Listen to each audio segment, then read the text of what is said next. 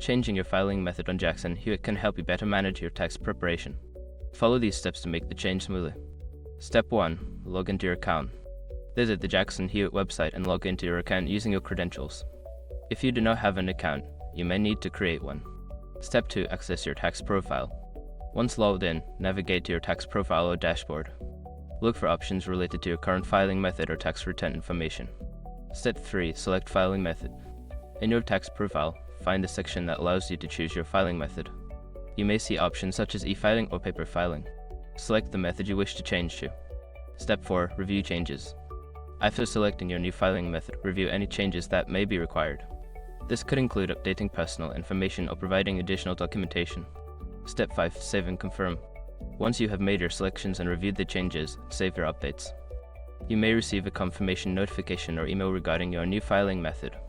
Make sure to follow these steps carefully to ensure a smooth transition to your new filing method. If you encounter any issues, consider reaching out to Jackson Hewitt's customer support for assistance.